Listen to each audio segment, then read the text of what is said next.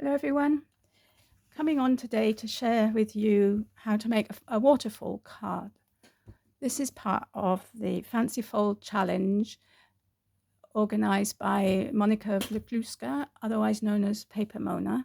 And there are 5 of us that take part in this collaboration, but all of you can take part because we do have a Facebook page where you can post your makes, or indeed you can share it on any other social media that you wish, and just tag us with the hashtag that I will be putting in the description box below. So so this is a waterfall card. Now this one was my prototype, so there were a few errors along the way, but anyway, I thought I'd show it to you anyway.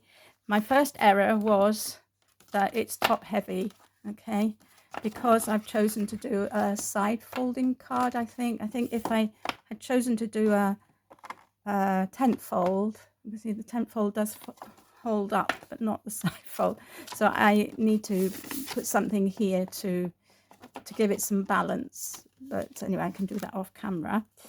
And then the second mistake that I made was that I didn't glue the mechanism properly. So having videoed the whole of this one, then had to abort it and start again. But anyway, just to remind you what a waterfall is, you have a little tag that you pull, and then hopefully it will do it for me. The images move up and down.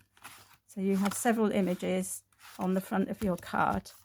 I think, it's just beautiful. And as you can see, I did use some of Dawn's papers with this one. And this is Garden Treasures paper and some Floral Treasure images. So anyway, I will be putting something here to make it a bit sturdier so that it can be used, and I have to put a sentiment. So anyway, this one was 5 by 7, and I decided after that I would make a 4 by 6 tent fold, an A4 card. So I've gone ahead and I've put down my base layer, and I didn't cut it wide enough, so I've decorated the sides with some silver peel-offs. So anyway, basically, this is the base of your card, and you can decorate it however you want, okay? And then we have the bit that is going to form the waterfall. So for an A6 card, I've used a piece of card which is 9 inches by 2 1/4, and I've scored it at 4.5, 5, 5.5, 6, 6.5. You can score it as many times as you like, because each score will be a picture that flips up. So then you just fold it in half with that, facing you. You then want to make the decoration. Now, I have seen them where they stack up on one another like this, so they show on the front of your card. They stack like that, so that you can see that it's a series of pictures. Or you can do it the other way round, where they're all covered up. So you put the largest one at the top, and then they're all covered up. So for the anyway, so I'm going to do it that way round, the biggest one on the top. Now I can see, I don't know if you can see, no, it's okay. This strip needs to be less than whatever you put on top, okay? Because you don't want that strip showing when you stick it to your card, because this bit will be sticking to your card like so, and obviously you don't want anything showing underneath. So anyway, so for this mat, I used a panel which was 2 3/4 by 4.5. So basically you want this bit to be wider than this bit. Just telling you this so that, if you want to do your own measurements like I've done, you can, know what to look for.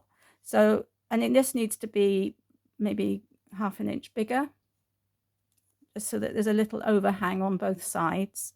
And obviously you want this bit to look nice on your front of your card, you know, so you don't want it too big.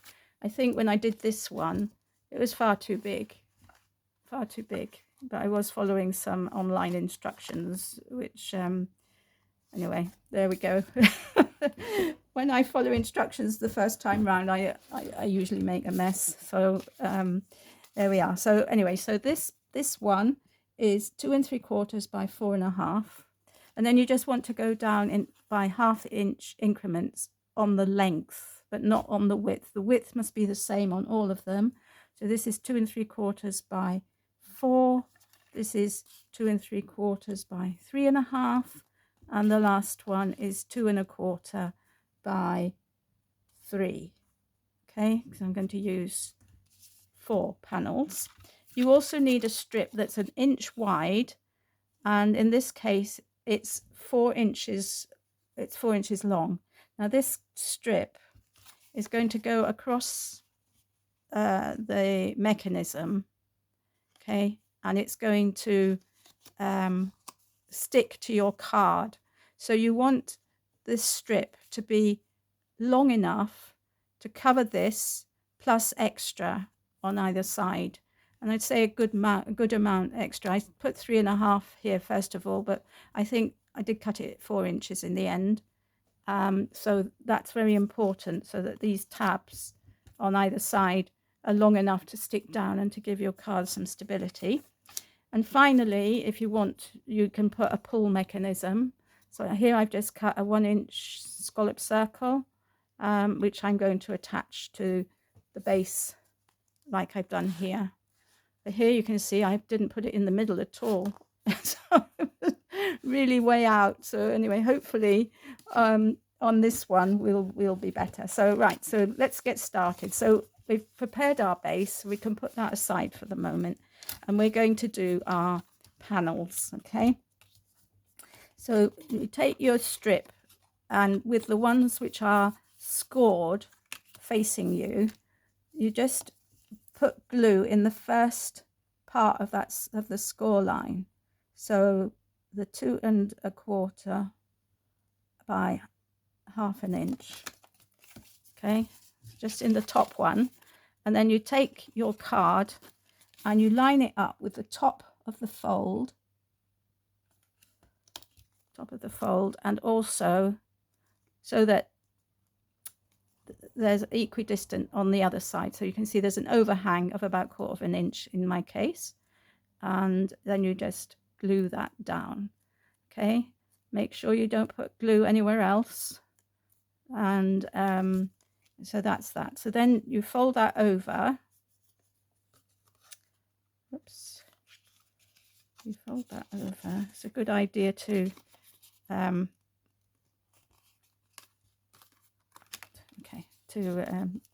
fold these score lines, I think, as well before you start, because it just makes your life a bit easier. Okay, so that's the first one down, and now you can see we've got another little strip here. So I'm just going to put glue in that strip here. Make sure you don't get it anywhere else. And I'm going to put the next biggest one down. Again, lining it up with the top of the fold, but also lining it up with the edges of the card underneath, because you want these to be exactly on top of each other so they don't show. Okay, so you can see that at the bottom they come to be the same length at the bottom because of the way I'm doing it. Right, okay, so then the next one, take the next one and exactly the same, put that down there like so, and stick this to the card base.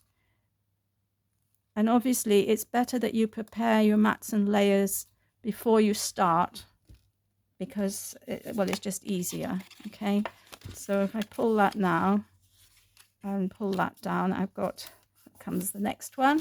So this is the final one I'm going to do. As I said, you can put as many or as few as you like. That's totally up to you. And see which way round I want it. Well, I think all the others have got the green at the bottom, so I think I'd better do that with this one as well. Okay, so obviously it's better to use liquid glue when you're doing this, because you don't want, you need that wiggle room so that you can, so that is the card more or less done. So when we pull this, we should get those flapping up, right? Okay, so now if you look here at the back, we've got this bit of the flap is still, which isn't glued down, along the one which is scored. So we're going to take our strip, our 1 inch by 4 inch strip, and we're going to stick it to this bit, okay? And then we're going to pull this down and fold these over that bit. And this is what makes the mechanism. So I've just roughly scored them. I mean, you can score it if you wish, but I think, it's enough just to fold them roughly over the width of this mechanism. So this is going to be stuck down here on this bit here. So just going to put some glue here. And just going to stick that down like so. Okay. Like so. And then when I fold these bits over, okay, but we're not sticking anything to this piece of card. Okay. I hope that's clear. This is where I made a mistake the last time. And then we stick these bits here to the card base. Okay, so position your pictures where you want them and press down. Now, fingers crossed this has worked.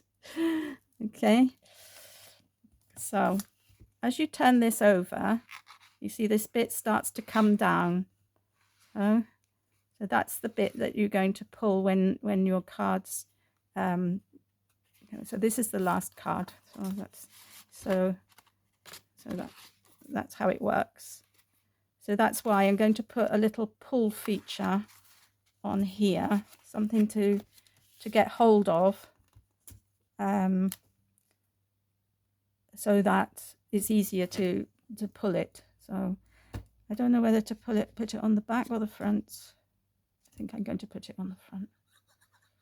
So just going to glue half of the circle, and I'm going to put that there halfway between. Okay, so that, yeah, you now I can pull it quite easily, and it forms.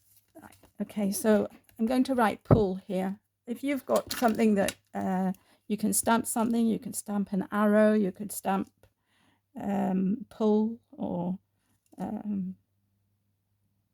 surprise or whatever you want. I'm just going to write pull here. Pull. Right, and I'm just going to curl it up a weeny bit, just so that it's easier to get hold of. And there we are. So there's our waterfall card. Now, I should have, for information, I should have stuck this to the back of this rather than the front, because it does catch on the mechanism, on that bit where I've gone across. But anyway, you live and learn, don't you? So there we are. So this is all ready now for me to put my sentiments on and things and other decorations. And you see that it does stand up without, so definitely tent fold is better than a side opening card. So those are all my tips, the things that I found out while I was making this. It is good fun, and once you get the hang of it, it's it works very well. So there we are. But I think this being smaller has helped. It doesn't even have to be as big as this, I mean, you could have little squares, which would be lovely. So I hope this has been helpful for you.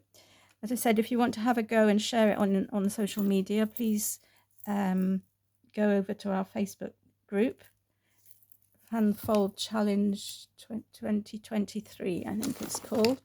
Let me see if I've got,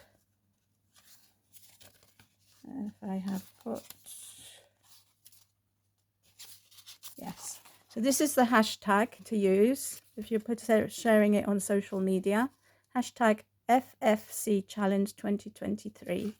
And you can go over to the Facebook group, which will be listed in the description box below, to post your makes if you want to. It's great fun, and lots of people are joining in. And I'm sure when you go over to the other people in the collaboration, so that's Monica, and then Monica Quilling Lady, Jenny Ginger Ninja, and Katerina Makes Art, I think. Sorry, Katerina. Anyway, the links will be in the description box below. So we will all have made totally different cards, I can tell you that, and totally different ways of going about it. So that's what's so beautiful about this challenge, because we all interpret it in a different way, and yeah, we have good fun. So thank you all for watching. Take care, everybody. Have a lovely day, and I'll see you all again soon. Bye for now.